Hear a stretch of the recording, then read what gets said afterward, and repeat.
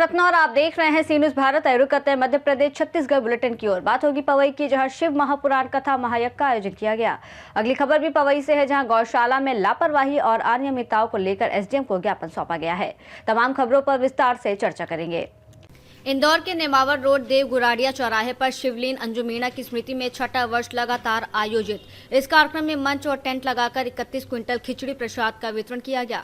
समाजसेवी अनिल मीणा और सुनील मीणा ने बताया कि महाशिवरात्रि के पावन पर्व पर गुटकेश्वर महादेव मंदिर पर दर्शन के लिए आने वाले हजारों शिव भक्तों की सेवा करने के लिए ये आयोजन किया गया। भक्तों को खिचड़ी प्रसाद के साथ शुद्ध पेयजल भी उपलब्ध कराया गया और सुबह 10 बजे से शाम तक वितरण जारी रहा, जिसमें आयोजकों ने तन मन और धन से शिव भक्तों की सेवा का संदेश दिया।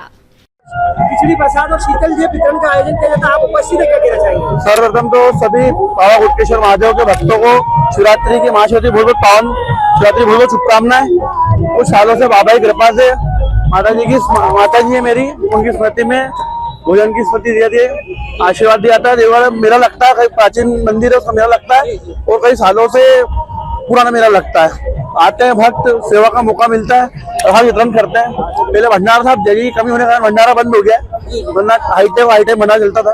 अंजू जी मीणा जो है वो भगवान भोलेनाथ की असीम भक्त थी, वो पहले से भक्ति थी, भगवान के सभी भक्त थे, उनके आशीर्वाद से बाबा की भक्ति में भक्तों की सेवा कर देते हैं बस। उनको आकाश मीणा। इस प्रति को किस तरह याद रखा जाता है इस मामले में?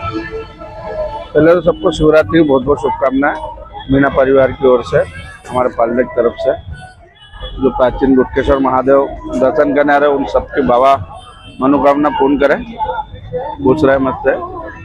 ये तो आपको ही पता है, आप भी काफी साल से आ ही रहे हो यहाँ पर, हर साल आपका भी सहयोग रहता है और आप लोगों ने भी कवरेज करा है, काफी टाइम से कर ही रहे इसको हमारी दीदी की स्मृति में। लगभग कितना क्विंटल खिचड़ी प्रसाद का वितरण यहाँ पे होता है? क्विंटल ये 25-30 क्विंटल के आसपास की तो हो जाती है इसको। हमने देखा कि शुद्धता क्वालिटी का पूरा ध्यान रखा जाता है, जो खिचड़ी रहती है उसको पूरी शुद्धता क्वालिटी का पूरा, क्या कहना चाहेंगे इसमें? हाँ, इस मामले में जो हमारी टीम है पूरी परिवार की, ये दोस्त यार है, वो बाकायदा पूरी मेहनत करते हैं। साफ सफाई का विशेष, इंदौर स्वच्छ ही रहना चाहिए और सब लोगों के जितनी आप प्रसादी ग्रहण करने आते हैं वो भी अपने दोने डस्टबिन में डालते, ना कि रोड पे बेचते। तो हम तो ये जनता का भी शुक्रगुजार है कि वो भी यहाँ पर गंदगी नहीं होने देती है जो प्रसादी लेते हैं। तो इंदौर नंबर 1 है, नंबर 1 रहेगा। सफाई के मामले में तो आगे चले गया, सभी सीख गए सफाई का मामला तो इंदौर में। आपका परिचय दीजिए। मेरा नाम सुनील मीणा है।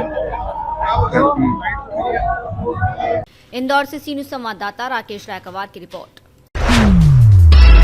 कोरिया दौरे पर पहुंचे मुख्यमंत्री विष्णुदेव साय का सरगुजा क्षेत्र आदिवासी विकास प्राधिकरण परिसर में पारंपरिक कर्मा नृत्य और स्थानीय कलाकारों की सांस्कृतिक प्रस्तुतियों के साथ भव्य स्वागत किया गया। बैठक से पहले उन्होंने कोरिया हाट का अवलोकन कर स्वयं सहायता समूहों के उत्पादों और व्यंजनों का जायजा लिया। एक पेड़ मां के नाम अभियान के तहत कलेक्टर कार्यालय परिसर में सफेद चंदन का पौधा भी रोपित किया गया। इसके बाद मुख्यमंत्री प्राधिकरण की बैठक में शामिल होकर क्षेत्रीय विकास और आदिवासी हितों से जुड़े मुद्दों पर चर्चा की। कोरिया से सी न्यूज़ संवाददाता हफीज अहमद की रिपोर्ट। पवई के ग्राम कृष्णगढ़ में महाशिवरात्रि के अवसर पर 9 फरवरी से 18 फरवरी तक शिव महापुराण कथा महायज्ञ का आयोजन किया गया, जिसमें पंडित श्रीकांत महाराज जी द्वारा कथा की जा रही है।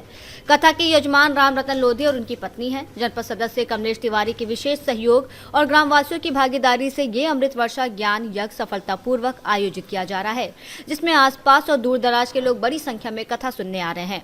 नगर में पहली बार आयोजित इस कथा में लोगों में उत्साह देखने को मिल रहा है और समिति ने 19 फरवरी को भंडारे में प्रसाद ग्रहण करने के लिए सभी क्षेत्रवासियों से आमंत्रण दिया है।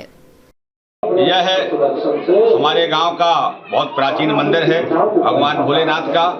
यहाँ हर वर्ग के लोगों की आस्थाएं प्राचीन समय से जुड़ी हुई हैं। चूँकि ये पुनीत माह चल रहा था, बहुत दिन से इस स्थान पर बड़े कार्यक्रम आयोजित नहीं हुए थे, इसलिए सभी बस्ती की राय से, सभी लोगों की सहमति से, सभी लोगों के जन कल्याण हितार्थ है यह भगवान शंकर के स्थान पर शिव पुराण का कार्यक्रम आयोजित किया गया है, जो 9 फरवरी से और 18 फरवरी तक चलेगा।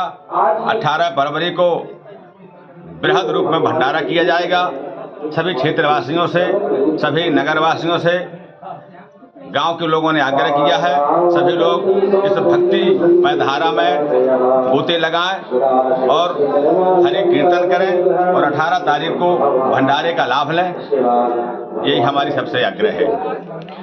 संत जी मूलतः दत्तोनहा निवासी हैं। आप वृंदावन में रहते हैं बालकाल से। बहुत ऊंचे संत हमारे इस कार्यक्रम को मिले हैं। हमारा गांव कथा सुनकर ओतप्रोत होता है। बहुत अच्छे संत जी पधारे हैं। श्रीमद् शिव पुराण कथा बहुत लंबे समय से यहाँ इस कार्यक्रम का इंतजार था। बड़ी तैयारी जोरों शोरों से लोगों ने की थी। वह कार्यक्रम अब समापन की ओर 1-2 दिन बाद जाने वाला है। ये हमारे गांव में सामूहिक रूप से कोई भी कार्यक्रम होते हैं, हर वर्ग के हर समाज के लोग बढ़ चढ़ कर हिस्सा लेते हैं और अपना तन मन धन से योगदान करते हैं।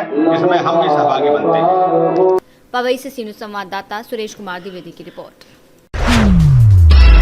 ग्राम पंचायत सुंदर पवई के ग्रामीणों ने गौशाला संचालन में अनियमितताओं और गौ माताओं की उपेक्षा के आरोप में एसडीएम समीक्षा जैन को तीव्र आक्रोश के साथ लिखित ज्ञापन सौंपा। ग्रामीणों का आरोप है कि गौशाला अध्यक्ष ओमकार वाजपेयी शासन की संचालन गाइडलाइन का उल्लंघन कर रहे हैं, मवेशियों को सुरक्षित न रखकर खुले में छोड़ रहे हैं और शासन से मिलने वाली राशि का पारदर्शी उपयोग नहीं कर रहे हैं। साथ ही उन्होंने कथित अभद्र व्यवहार और धमकी देने का भी आरोप लगाया। ज्ञापन में यह भी कहा गया कि गौशाला में पंचायत की अनुमति के बिना निर्माण कार्य कराया जा रहा है।